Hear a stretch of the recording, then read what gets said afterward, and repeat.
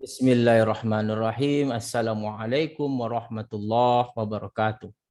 Puji syukur atas kehadirat Allah Subhanahu wa taala atas semua limpahan rahmat dan kasih sayangnya bagi kita semua, di mana kita masih diberikan kesempatan dan kesehatan untuk terus bersama mahasiswa Indonesia berbagi ilmu pengetahuan matematik. Salam dan salawat kepada junjungan besar Nabi Muhammad SAW dengan melafazkan Allahumma sholli ala Sayyidina Muhammad wa ala ali Sayyidina Muhammad. Kembali bersama saya Dr. Rado Yendra SSI MSc, tentunya bersama Rado Institute. Kita akan tetap melaksanakan pengabdian masyarakat, mengajar dan meneliti sesuai dengan konsep Tridharma perguruan tinggi. Pada siang yang cerah ini kita akan melanjutkan mengenai bedah riset artikel. Nah, ini dia. Nah, ada suatu pertanyaan yang menarik dari mahasiswa yang menanyakan bahwa ada enggak model pembanding dari model zakat yang telah kita bincangkan beberapa waktu yang lalu. Ternyata mahasiswa ini berminat untuk menjadikan skripsi, tetapi mereka meminta gambaran ada enggak pembanding satu lagi model, sehingga ada 3 model yang dapat nanti dibincangkan dalam skripsi yang bersangkutan. Yang mana 2 model Holzwinter 1 variabel dan Holzwinter 2 variabel telah kita bicarakan pada bedah riset artikel yang lalu yang kita hubungkan dengan COVID-19, ternyata zakat itu stabil. Nah, sekarang ada enggak model yang lain dari model itu? Nah, untuk menjawab ada model lain ini, tentu kita akan lihat seperti apa pergerakan data zakat yang diberikan. Oke, kita coba lihat, kita share, kita ambil R kita share. Ini R kita bersihkan dulu, edit, clear console. Mana clear console? Nah, kita buka program data, ini data zakat yang kita miliki. Oke, data zakat yang kita miliki. Oke, kita run. Jadi kalau kita lihat hasil konsolnya, ini dia telah kita run data zakat kita. Coba kita gambarkan plotnya. Jadi kalau mau kita runkan zakat kita ambil plot data zakat. Nih, yang kebetulan yang di rumah yang melihat ini bahasa R-nya, kita plotkan. Nah, ini dia. Jadi kalau kita lihat plot data zakat kita dari tahun 2004 sampai 2019, itu memenuhi asumsi eksponensial. Oke, dia meningkat secara eksponen. Jadi kalau dia meningkat secara eksponen, kita ingat suatu teori dalam statistik itu namanya regresi eksponensial. Oke. Nah, kalau kita coba buka whiteboard kita, whiteboard. Nah, kita tahu regresi eksponensial itu berbentuk Y sama dengan A, B, sorry. Hapus kita dulu, kita hapus dulu. Hapus. Oke, kita ambil lagi. A eksponen BX. Nah, ini adalah bentuk umum dari persamaan regresi non-linier. Nah, ini dia berbentuk non-linier. Nah, tetapi jika kita turunkan logaritma natural kiri ke kanan, log yang dimaksudkan logaritma natural, log Y sama dengan log A eksponen BX. Oke. Ini menjadi log Y. Kalau kita sederhanakan, log Y sama dengan ini log A ditambah log logaritma natural, oke, log eksponen bx. Nah, kita tahu sifat dari logaritma eksponen tentu tinggal bx. Jadi kita memiliki suatu persamaan regresi eksponensial log y sama dengan log a ditambah bx. Nah, jadi kalau kita ingat suatu teori regresi linier sederhana, kalau kita ingat kembali regresi linier sederhana, y sama dengan a tambah bx, maka dengan mengasumsikan log y ini sebagai y dan log a ini sebagai a dengan bx-nya tetap, maka kita dapat melakukan operasi regresi linier sederhana untuk mendapatkan berapa koefisien A dan berapa koefisien B dengan cara melogaritma naturalkan Y. Logaritma natural itu kita jadikan Y, dan log A tambah BX itu seperti biasa. Nah, dalam cerita pemodelan dengan menggunakan logaritma natural ini, nah, kita menggunakan distribusi Y itu adalah data zakat. Ini data zakatnya. Sedangkan X itu adalah periode waktu 1, 2, sampai banyaknya data.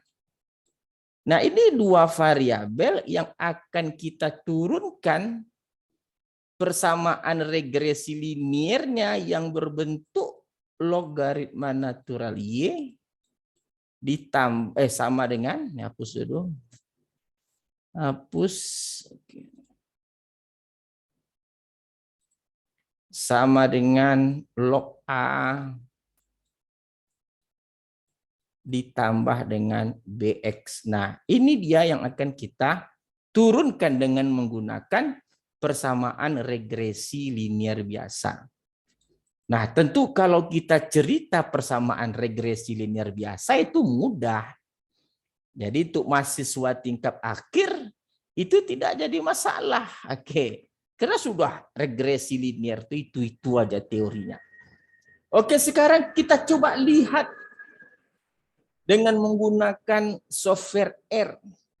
Apakah benar regresi eksponensial ini dapat menghampiri model yang telah kita bincangkan sebelumnya? Oke, kita lihat R kita share R kita. Kita share screen R kita tadi, mana dia distribusi R kita, ini dia. Ini distribusi R kita tadi, kita tutup gambarnya karena kita lihat tadi seperti eksponensial.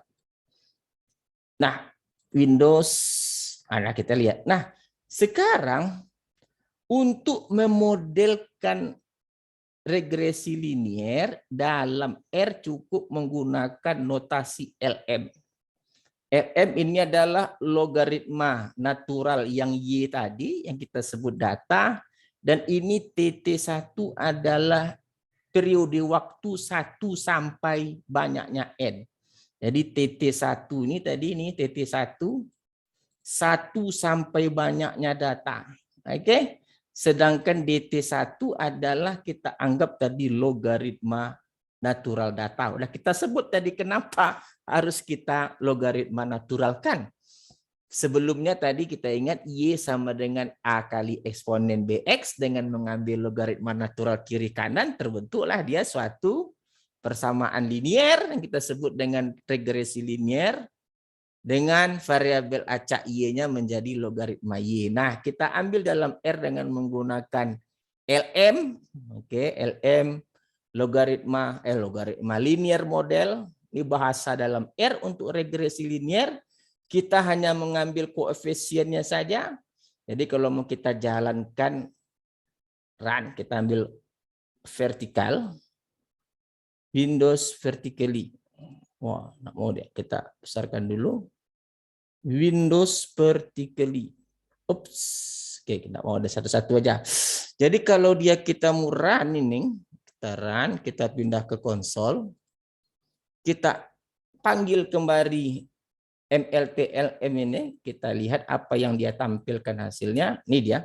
Ini dengan intercept dan slope 5,3152 dan 0,25158. Nah, ini adalah regresi linier yang ditampilkan. Nah, ingat tadi yang menjadi koefisien A-nya itu adalah log A. Jadi yang ditampilkan di sini harus kita transformasi lagi menjadi eksponen A. Karena kalau log A sama dengan log alfa sama dengan A, alfanya itu eksponennya. Jadi interceptnya ini yang kita ambil sekarang bukan yang 5 komanya. Tapi eksponen pangkat ininya gitu, eksponen pangkat 5. Jadi kalau kita lihat modelnya itu menjadi ini dia. Nah, nih Y sama dengan eksponen yang koefisien A tadi dikali dengan eksponen B kali data. Tadi kita ingat bahwa rumusnya tadi kan Y sama dengan A, ini kan A tadi ini, A dikali eksponen BX. Sedangkan A-nya kenapa harus pakai eksponen juga? Karena tadi kita tahu yang menjadi persamaan regresi liniernya kan logaritma natural Y sama dengan logaritma A tambah BX. Jadi kalau logaritma A-nya sama dengan alfa, A-nya itu tentu kita ambil nilai eksponennya. Nah, ini untuk model yang regresi eksponensial. Sedangkan yang Hofstadter itu adalah Hofstadter 2 variabel. Jadi kita akan bandingkan antara Hofstadter 2 variabel dengan regresi eksponensial. Nah, kita coba gambarkan plotnya. Jadi kalau kita coba gambarkan plotnya, kita run. Nah, ini dia. Jadi dapat Anda lihat ternyata ternyata model yang warna merah ini yang eksponensial regresi atau regresi eksponensial cukup baik menghampiri data yang sebenarnya yang berwarna hitam. Nah, ini kita lihat data berwarna hitam.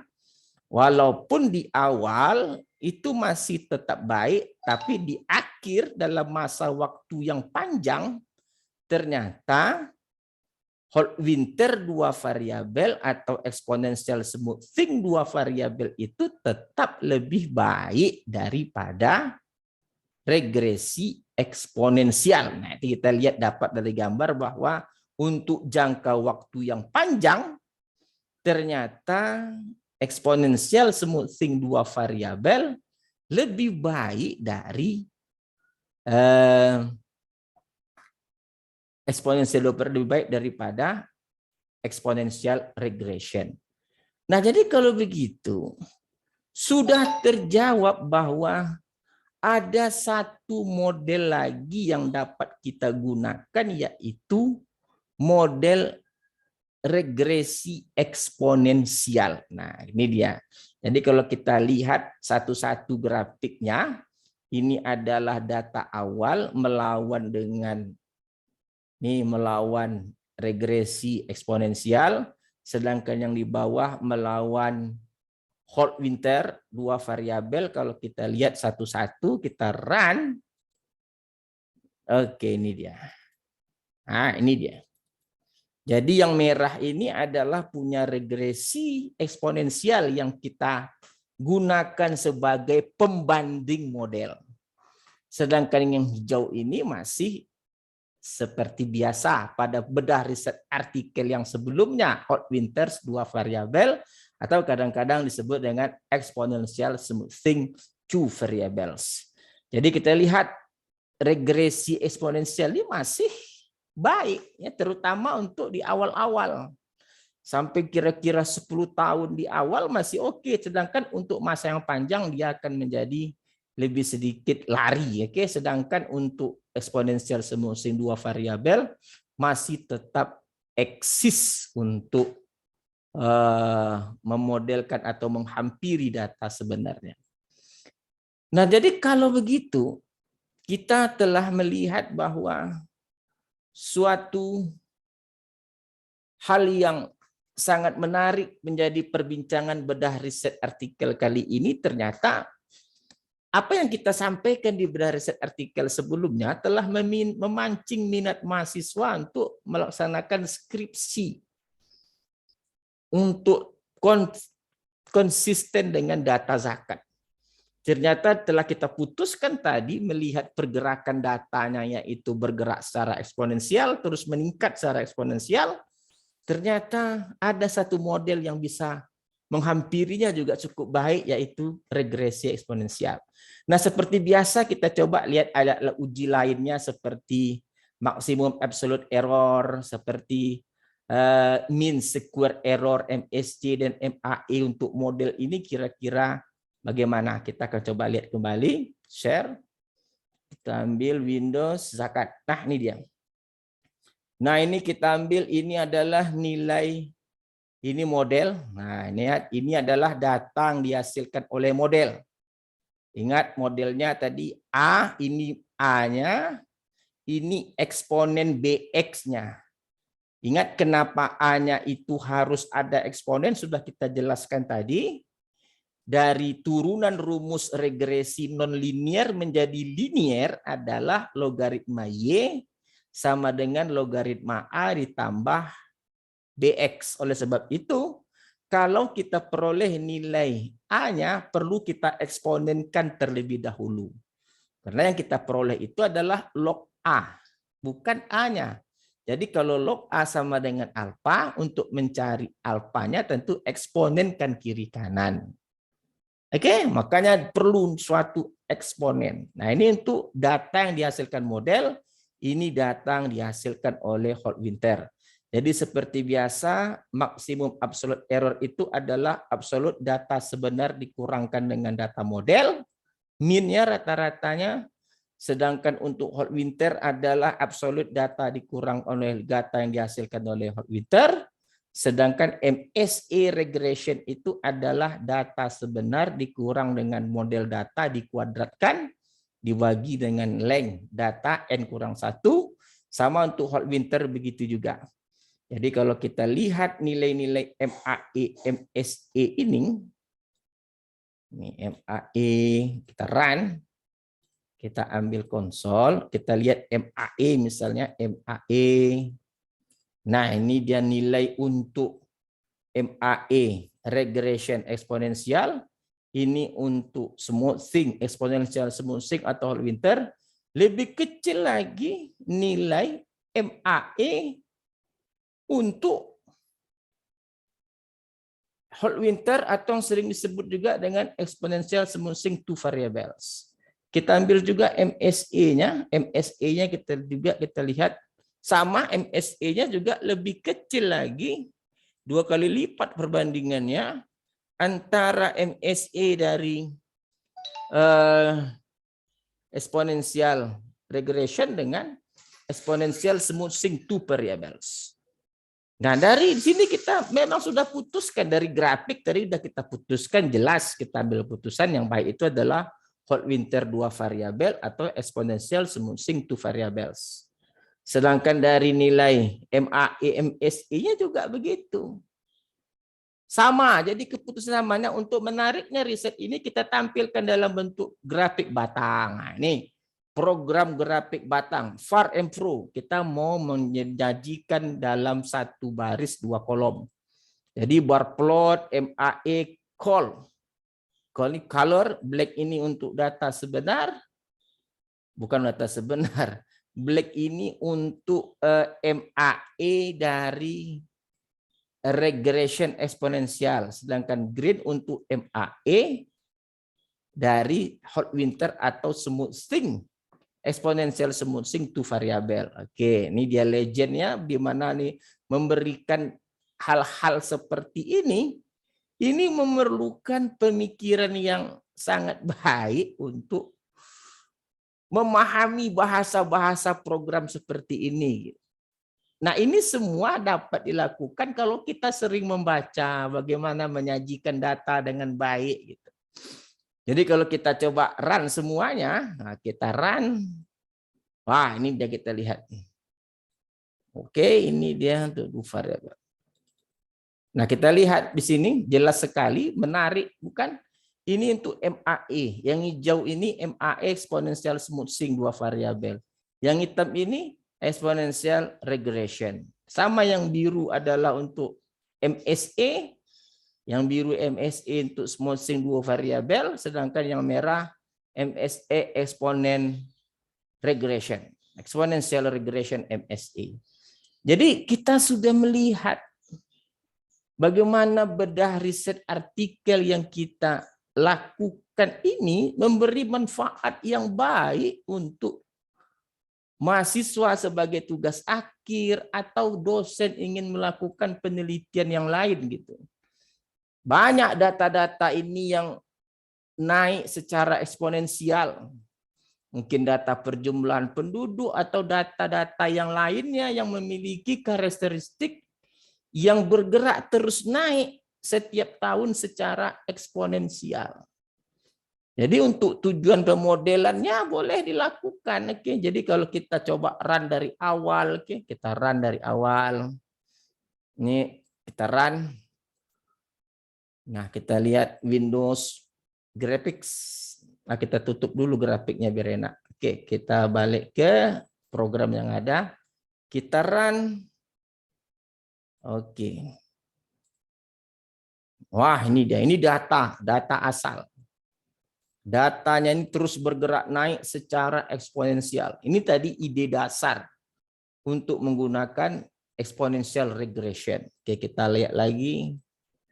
Kita tutup dulu model gambarnya. Kita balik lagi ke bahasa program kita, lalu kita coba bandingkan. Kita lihat dulu satu-satu lah. Kita lihat satu-satu dulu antara exponential regression dengan data sebenar dan data sebenar dengan hot winter. Kita gunakan bahasa Spark M Pro 12. Kita run. Nah, ini dia. Ini yang merah untuk model exponential regression, yang hitam itu data sebenar, dan seterusnya yang hijau juga adalah exponential smoothing 2 variables. Yang hitam adalah data sebenar. Jadi kalau kita mau bandingkan ketiga-tiga grafik ini, kita kalau mau tiga-tiganya, tinggal hanya nambah lines legend. Nah, oke, kita coba lihat. Kita plot. Oke, run. Ini dia. Oh, tutup dulu. Kita tutup dulu. Kita balik ke zakat. Nah, ini dia. Kita plot, run, balik plot. Run. Nah, ini tiga-tiga. Jadi kadang-kadang satu-satu tadi yang sebenar dengan model, yang sebenar dengan model kurang nampak. Mana yang baik, lebih bagus kita gabungkan dua model tadi menjadi satu grafik. Jadi kalau mau ditambah satu lagi gambarnya untuk yang eksponensial smoothing 1 variabel sudah bisa, coba aja di rumah nanti. Karena di bedah riset artikel sebelumnya kita membandingkan hot winter 2 variabel atau eksponensial smoothing 2 variabel dan hot winter 1 variabel atau eksponensial smoothing 1 variabel. Itu merupakan suatu hal yang menarik yang dapat kita berikan pada perbincangan sore ini. Terus nilai MAE-nya juga kita coba berikan. Nilai MAE kita run lagi. Oke. Wah, ini dia kita run. Ini variabel. Nah, ini dia. Jadi nampak di sini suatu pemikiran ilmiah, ya, nampak di sini. Bincang-bincang ilmiah dalam bedah riset artikel ini memang terjamin di Rado Institute gitu. dapat memberikan nuansa pemikiran bagi Anda semua mahasiswa di rumah dalam melaksanakan penelitian untuk keperluan pembuatan riset yang baik. Oke, saya rasa apa yang kita bincangkan pada kesempatan sore yang berbahagia ini sangat menarik sekali untuk menjadi bahan penelitian bagi mahasiswa tugas akhir ataupun untuk rekan-rekan dosen yang melaksanakan penelitian. Oke, saya rasa terjawab sudah apa yang dipertanyakan oleh mahasiswa yang berminat untuk melaksanakan pembuatan skripsi dalam membahas masalah zakat ini, karena zakat ini memang sangat baik untuk dibahas. Ya, terutama untuk negara Indonesia. Kita tahu Indonesia ini didominasi oleh umat Islam. Umat Islam itu kalau udah cerita zakat tidak ada pelitnya. Orang pelit sekalipun ketika diminta zakat dia akan bayar zakat. Oke. Jadi kalau memang semua orang umat Islam yang berhak membayar zakat itu membayar, Anda bayangkan bagaimana perekonomian ini akan hidup. Oke, saya rasa perbincangan kali ini cukup sampai di sini dulu. Kita jumpa lagi pada sesi berikutnya. Assalamualaikum warahmatullahi wabarakatuh.